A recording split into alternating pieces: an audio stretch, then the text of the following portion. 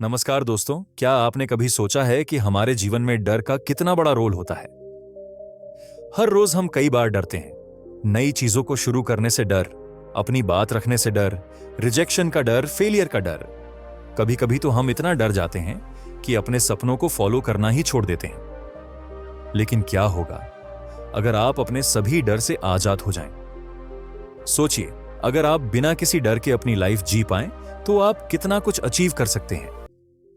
आज हम बात करेंगे एक ऐसी किताब की जो आपके अंदर छिपे डर से लड़ने और उस पर जीत हासिल करने का रास्ता दिखाती है।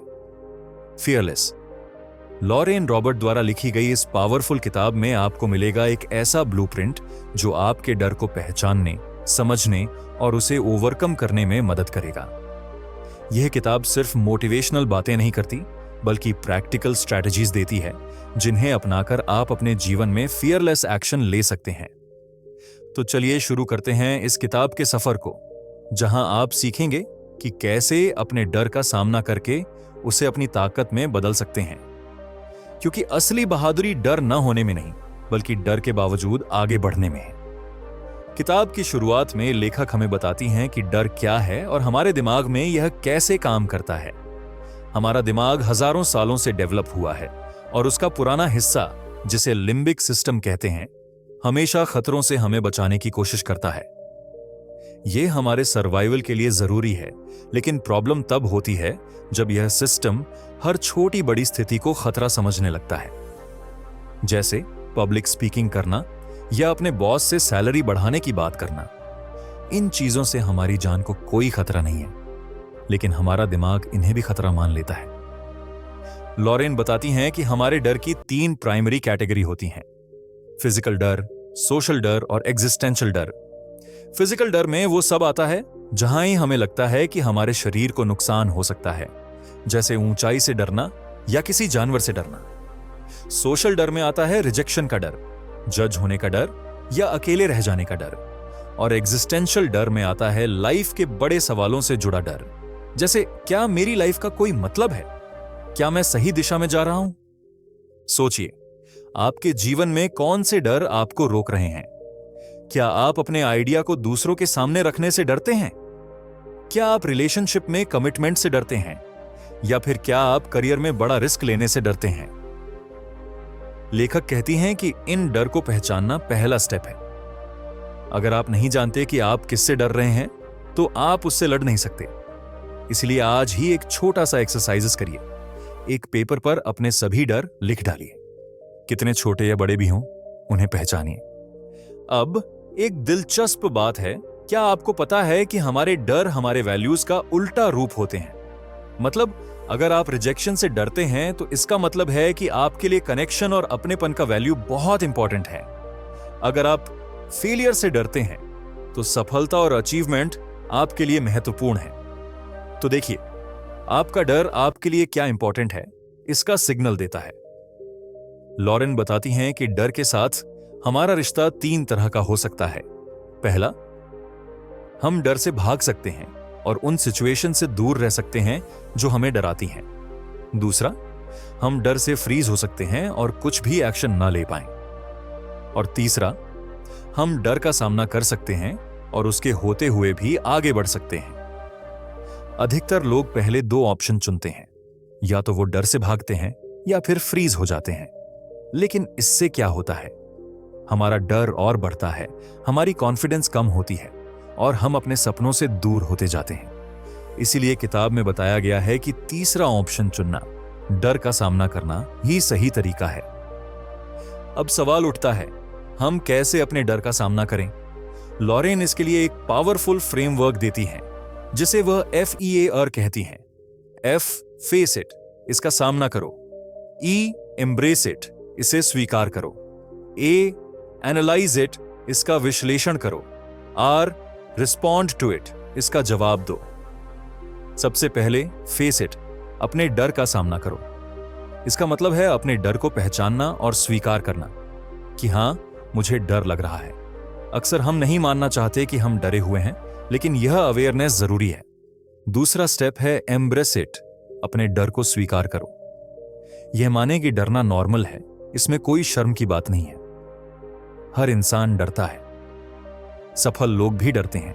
फर्क सिर्फ इतना है कि वो अपने डर के बावजूद एक्शन लेते हैं। तीसरा स्टेप है एनालाइज इट। अपने डर का विश्लेषण करो। अपने आप से पूछो, मैं क्यों डर रहा हूं? क्या यह डर वाकई जायज है? वर्स्ट केस सिनेरियो क्या है? अगर वर्स्ट होता है तो क्या मैं उससे डील कर सकती हूं? अक्सर जब हम अपने डर का विश्लेषण करते हैं तो हमें पता चलता है कि वह उतना बड़ा नहीं है जितना हमें लगता था। और आखिरी स्टेप है रिस्पॉन्ड टू इट। अपने डर का जवाब दो, यानी डर के बावजूद एक्शन लें। छोटे छोटे स्टेप्स से शुरुआत करें। अगर आपको पब्लिक स्पीकिंग से डर लगता है तो पहले सिर्फ 2-3 लोगों के सामने बोलकर प्रैक्टिस करें। अगर आपको नई जगहों पर जाने से डर लगता है तो पहले किसी दोस्त के साथ जाएं।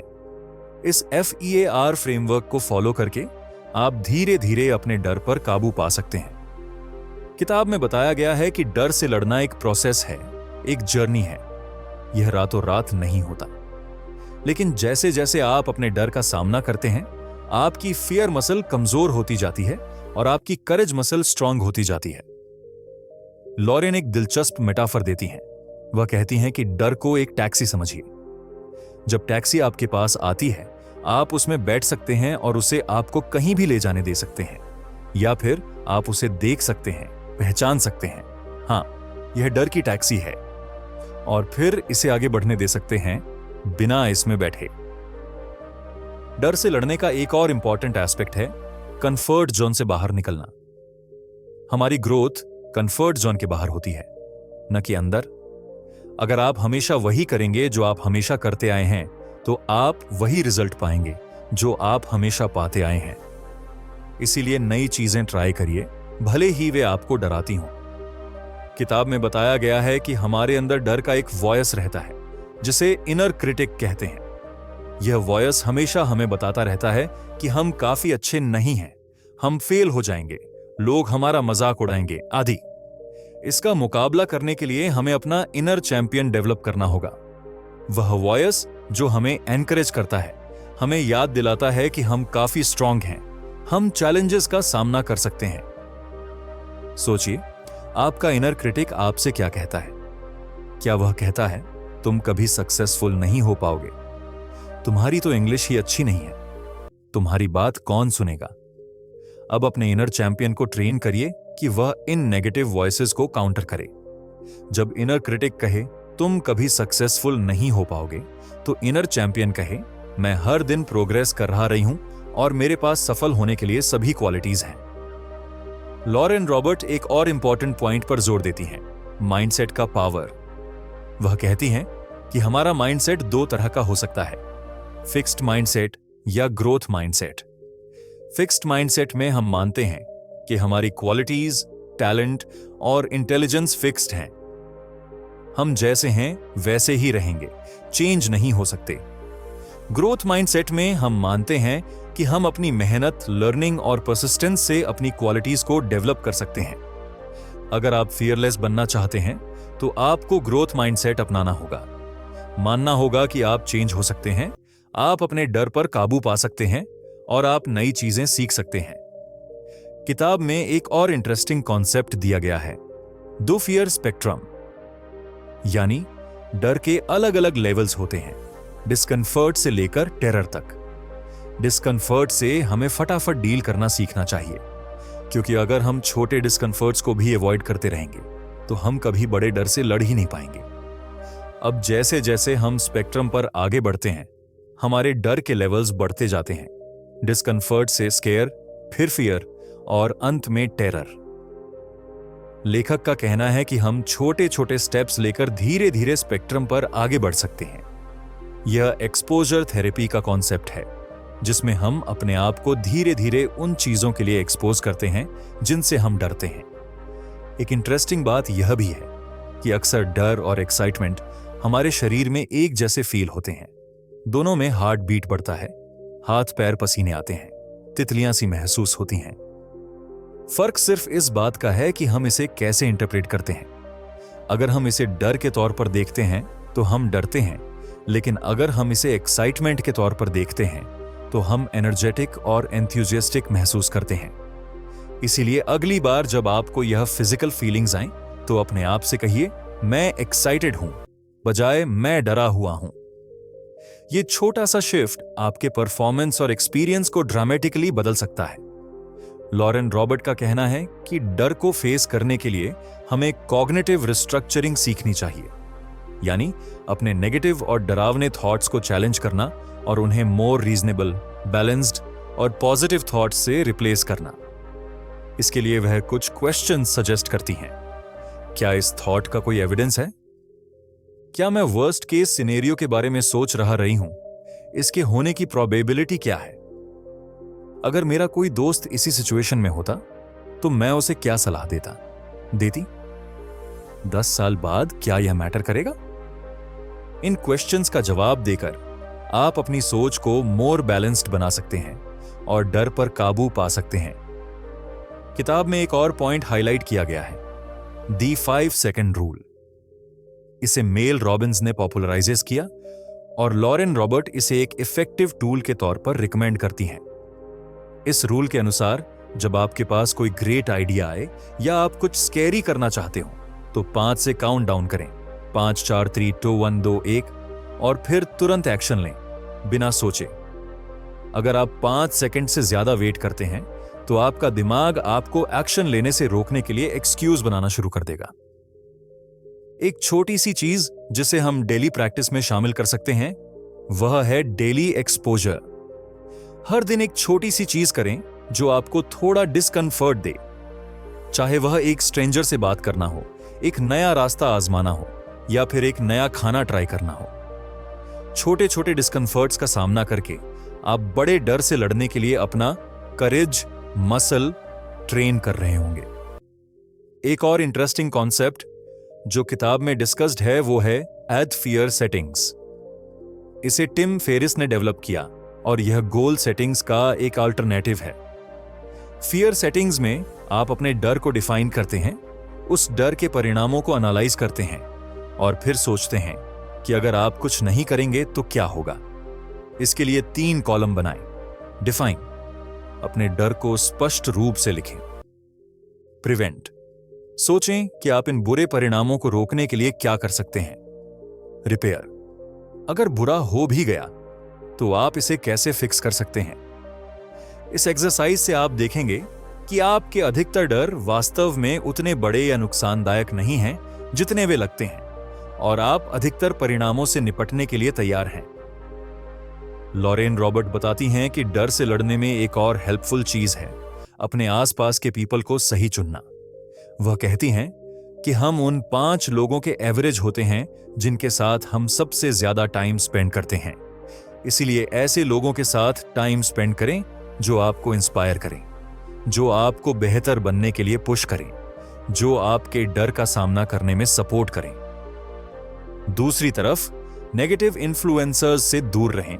वे लोग जो आपके सपनों का मजाक उड़ाते हों, जो आपको नीचे खींचते हों या जो हमेशा आपके रास्ते में रोड़े अटकाते हों। नेटवर्क बनाने के लिए नई कम्युनिटीज ज्वाइन करें, मेंटोर्स ढूंढें और ऐसे लोगों से कनेक्ट करें जिन्होंने आपके डर का सामना किया हो और उस पर विजय प्राप्त की हो। किताब में एक और महत्वपूर्ण एस्पेक्ट पर चर्चा की गई है, डर और अचीवमेंट के बीच का रिलेशनशिप। अक्सर डर हमें अचीव करने से रोकता है, लेकिन जब हम डर का सामना करते हैं और उसके बावजूद एक्शन लेते हैं तो हम अपने गोल्स तक पहुंच पाते हैं। आप अपने गोल्स को छोटे छोटे स्टेप्स में ब्रेक डाउन कर सकते हैं, जिन्हें माइक्रो गोल्स कहते हैं। हर माइक्रो गोल को अचीव करके आप कॉन्फिडेंस बिल्ड करते हैं और धीरे धीरे बड़े गोल तक पहुंचते हैं। उदाहरण के लिए, अगर आपका गोल है एक बिजनेस स्टार्ट करना, लेकिन आप रिस्क लेने से डरते हैं, तो आप शुरू कर सकते हैं। बिजनेस आइडिया को रिसर्च करके, एक छोटा सा प्रोटोटाइप बनाकर, 2 से 3 पोटेंशियल कस्टमर से फीडबैक लेकर, एक छोटी सी वेबसाइट बनाकर और फिर अपना पहला प्रोडक्ट लॉन्च करके। हर स्टेप आपके कॉन्फिडेंस को बढ़ाएगा और आपके डर को कम करेगा। याद रखिए, प्रोग्रेस परफेक्शन से ज्यादा इंपॉर्टेंट है। किताब में लॉरेन रॉबर्ट डर से लड़ने के लिए एक और पावरफुल टेक्निक बताती हैं, विजुअलाइजेशन। विजुअलाइजेशन का मतलब है अपने आप को सक्सेस के साथ इमेजिन करना। अपनी आंखें बंद करिए और डिटेल में इमेजिन करिए कि आप अपने डर पर विजय प्राप्त कर रहे हैं और अपने गोल तक पहुंच रहे हैं। यह हमारे सबकॉन्शियस माइंड को प्रोग्राम करता है और हमें सक्सेस के लिए तैयार करता है। एक स्पोर्ट्स एथलीट की तरह सोचिए जो रेस जीतने से पहले खुद को फिनिश लाइन क्रॉस करते हुए विजुअलाइज करता है। यह उसके परफॉर्मेंस पर पॉजिटिव इंपैक्ट डालता है। हम भी यही कर सकते हैं। अपने आप को इंटरव्यू में कॉन्फिडेंटली बात करते हुए या पब्लिक स्पीकिंग के दौरान पूरे कॉन्फिडेंस के साथ स्टेज पर खड़े होकर या अपने बिजनेस को सक्सेसफुली रन करते हुए विजुअलाइज कर सकते हैं। विजुअलाइजेशन के साथ साथ पॉजिटिव अफर्मेशंस भी बहुत हेल्पफुल होते हैं। ये वो वाक्य हैं जो आप खुद को बोलते हैं जो आपके सबकॉन्शियस माइंड को प्रोग्राम करते हैं। उदाहरण के लिए, मैं बहादुर हूं, मैं हर चैलेंज का सामना कर सकती हूं, मैं अपने डर से बड़ी हूं। इन अफर्मेशंस को हर दिन सुबह उठकर और रात को सोने से पहले बोलिए। आप इन्हें मिरर के सामने खड़े होकर या फिर अपनी डायरी में लिखकर भी प्रैक्टिस कर सकते हैं। लॉरेन बताती हैं कि डर के साथ एक और चीज जो अक्सर आती है वो है इम्पोस्टर सिंड्रोम, यानी अपने आप को फ्रॉड महसूस करना। यह महसूस करना कि हम अपनी पोजीशन के लायक नहीं हैं और यह डर कि लोग जल्द ही हमारी असलियत जान जाएंगे। यह सिंड्रोम खासकर सक्सेसफुल और टैलेंटेड लोगों में आम है। इम्पोस्टर सिंड्रोम से निपटने के लिए लॉरेन कुछ टिप्स देती हैं। पहचानें कि यह एक सामान्य भावना है और अधिकतर लोग इससे गुजरते हैं। अपनी अचीवमेंट्स को डॉक्यूमेंट करें और जब भी आप इम्पोस्टर जैसा महसूस करें उन्हें रिविजिट करें। अपने आप को दूसरों से कंपेयर करना बंद करें। रिमेंबर, हर कोई अपनी जर्नी के अलग अलग स्टेज पर है और आप भी सीख रहे हैं और ग्रो कर रहे हैं। लॉरेन एक और इंपॉर्टेंट पॉइंट हाईलाइट करती हैं, फेल्योर का डर। यह सबसे कॉमन डर में से एक है और यह हमें नई चीजें ट्राई करने से रोकता है। लेकिन फेल्योर को हमें अलग नजरिए से देखना चाहिए।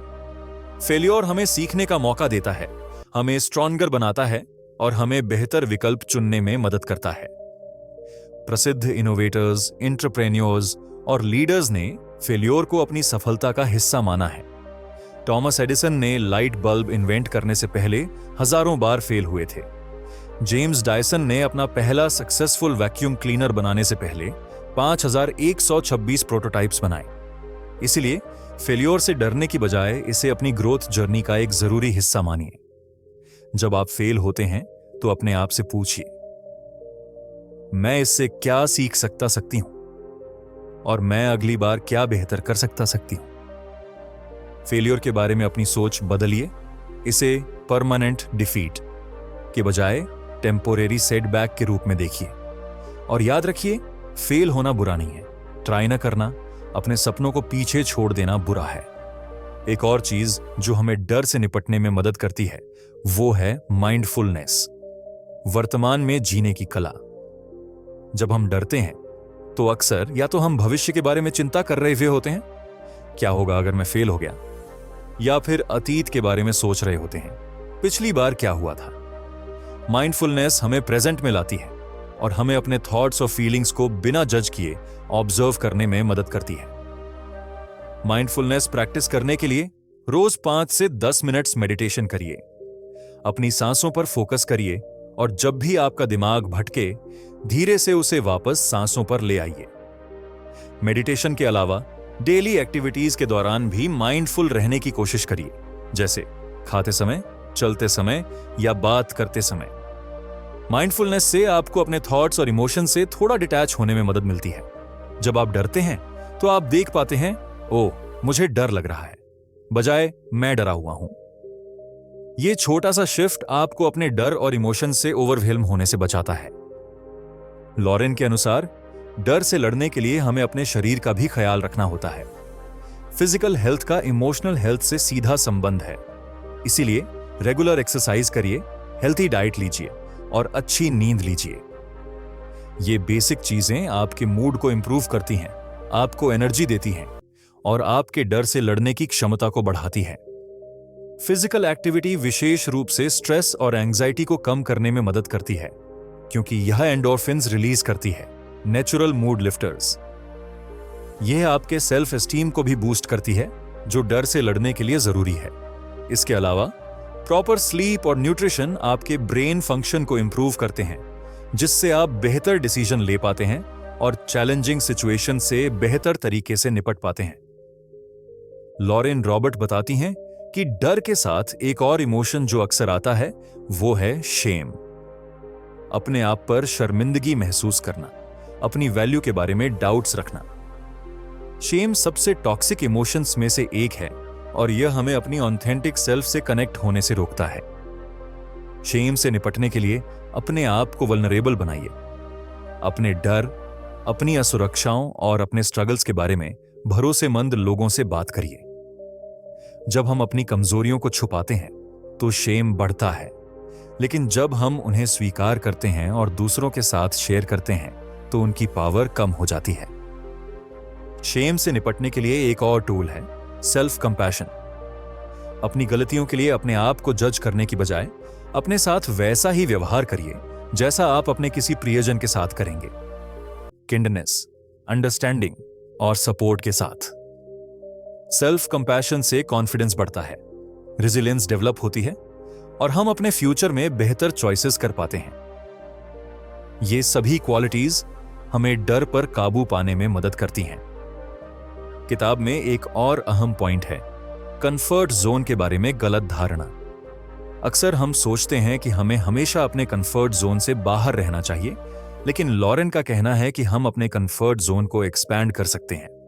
यानी जो चीजें पहले हमें डराती थीं, वे धीरे धीरे हमारे लिए कंफर्टेबल बन जाती हैं और फिर हम नई चैलेंजेस के लिए तैयार होते हैं।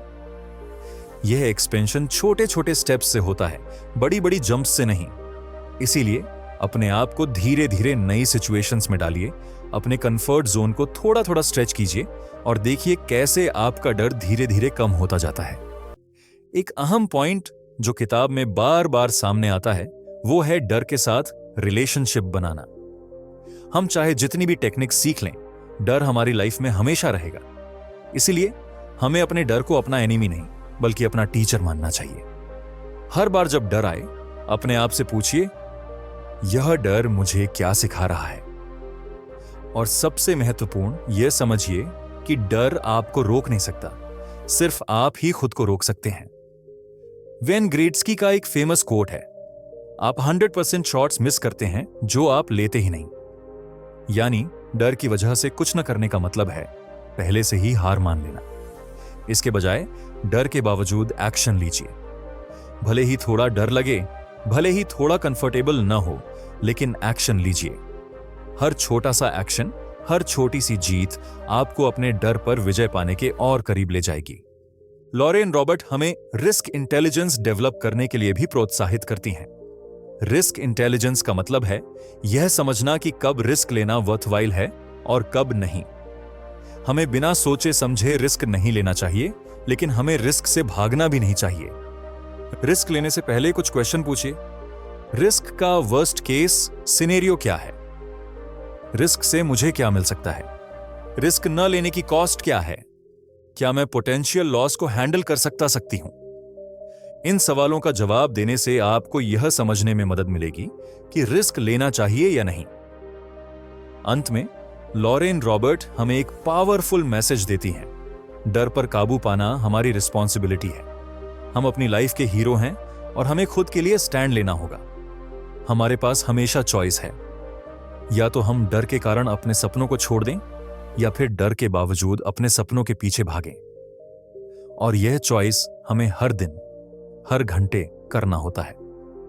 फियरलेस होने का मतलब डर ना होना नहीं है। फियरलेस होने का मतलब है डर से बड़ा होना, डर से आगे निकल जाना और डर के बावजूद एक्शन लेना। उन चीजों के बारे में सोचिए जो आप अपनी लाइफ में अचीव करना चाहते हैं। ड्रीम जॉब, अपना खुद का business, healthy relationships, financial freedom या कोई भी दूसरा गोल। अब सोचिए, क्या आप इन सपनों को अपने डर के कारण पीछे छोड़ना चाहते हैं या फिर अपने डर का सामना करके इन्हें हासिल करना चाहते हैं? चुनाव आपका है और यह चुनाव आपकी लाइफ को डिफाइन करेगा। दोस्तों, मुझे उम्मीद है कि लॉरेन रॉबर्ट की इस किताब फियरलेस का यह सारांश आपको अपने डर को समझने और उससे लड़ने में मदद करेगा। याद रखिए, डर हम सबके साथ होता है, लेकिन हम ही तय करते हैं कि यह डर हमें कंट्रोल करता है या हम इस डर को।